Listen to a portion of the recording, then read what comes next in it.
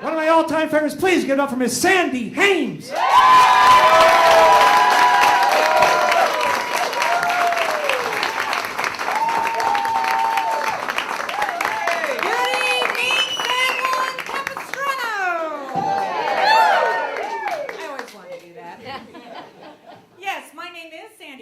And if there is any talent scouts out there, Hames is spelled with an M and not an N. Don't you hate having a name you have to explain? Or worse yet, when you had back in school, you had a name that kids would make fun of. Well, I went through school with the last name of Weimer. Yep. So the kids were calling me Weimer on it. Then when I got married the first time, my name changed to Armour. And now my name is mistaken as the famous brand of men's underwear. So I kind of went from a gray dog with separation anxiety to a famous hot dog to a garment that holds in a wiener.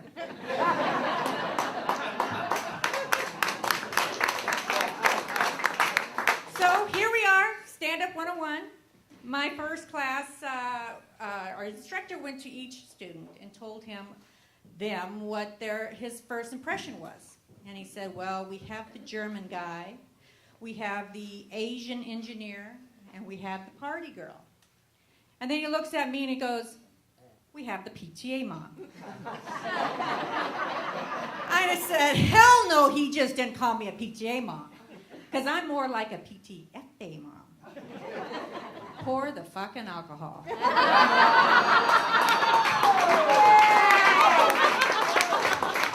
Because, I mean, have you ever been to a PTA meeting? And if you have, you know who the PTFA moms are.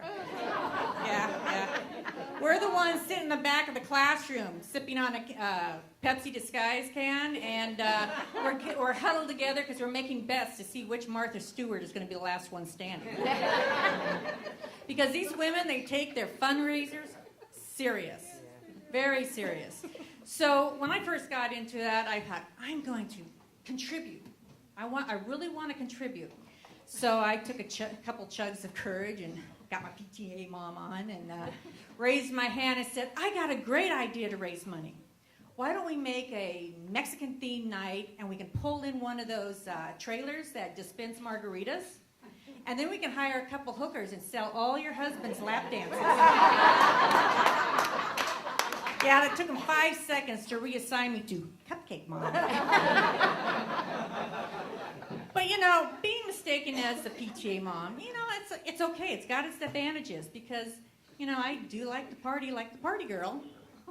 But when I go into work the next day with those hangovers, you know, with the headache out to here and you got the alcohol sweats and you really look like shit, they think I'm a dedicated employee because I'm coming in and I don't feel quite well, but I'm coming in. And if I really want to clear the room, I just tell them I'm having hot flashes and they scatter like rats. Party girl drags her butt in and they know what's going on there. They're sitting there going, good morning, sunshine. How you feeling? No frickin' mercy for her.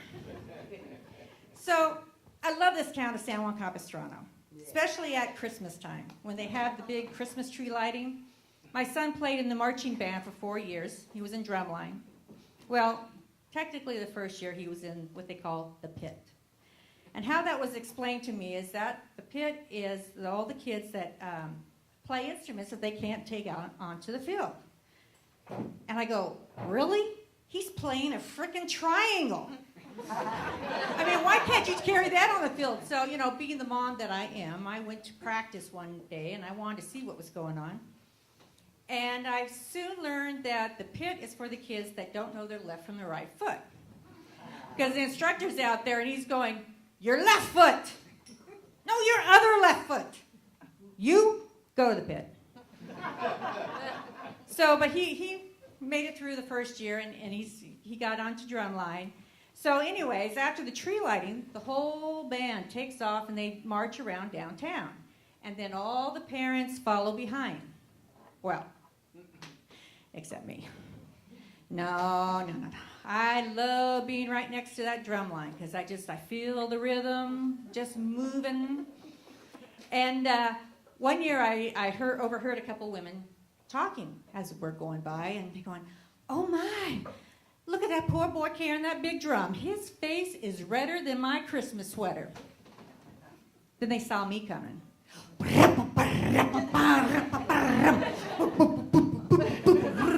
my boy. Yeah, that's a mom exercising her right to embarrass her son.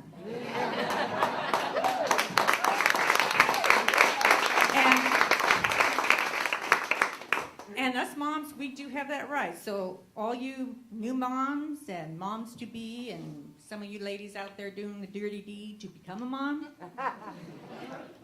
take notes, because this isn't written in the book of childhood, the younger years. This usually happens when you're in the mall or in a nice restaurant, and it's about the 5th time you've told your kid to stop it. Stop, stop, stop, stop, stop. And all of a sudden you take that toy away from them. Oh, then the shit hits the fan. And that's what we call the ultimate meltdown. Yeah, and you got seconds only to prepare for this. And the signs are, it goes quiet. Just kind of like before the storm.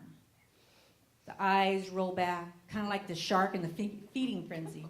Their mouth opens up and you hear this. And at this point, you got to pull out all the stops because this kid is going to blow. So what I used to do is I used to pull out the monkey act. And I would go, ooh, ooh, ooh, look at the monkey, look at the monkey, look at the monkey. And I got the whole restaurant to shut up. But about the 5th time, the manager comes over and says, lady, you gotta leave. You're scaring my customers. So we pack up and we leave, and it was a few years after that I realized what the kid was doing. He was going, wow, she did a monkey. I wonder if I can get her to do that again. And then on top of that, we got to leave early. Paybacks are a bitch, kiddos. It's my turn now.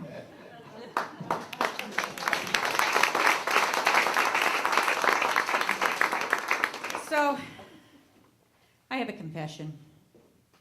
I am addicted to the Real Housewives. I know, they're not real. I mean, how many times do you see a woman walking into a grocery store with 10-inch stilettos, 3 kids, a hairdresser, a makeup artist, let's see, their lawyer, their financial advisor, the chauffeur, and a bodyguard? But what I seriously think is that the government has created these shows. Yep. And what they did is that they create these shows with all these women, catfighting to each other, looking totally miserable, and then they find famous faces that have back taxes due, and they give them a tax relief to play along with the show. And then as they're going through the show, they send out a subliminal message that goes, see, with all those millions of dollars, you're not happy with that $1 million home and jewelry. Give us the money. And if that doesn't work, they created Mob Wives. And it tells you in Morse code, oh, you disrespected me, you beep, beep, of a beep. You better not be beeping disrespecting me, because I'm going to pound that beeping head of yours and beep it into the beep, beep, beep. Thank you, everybody, for... I'm done.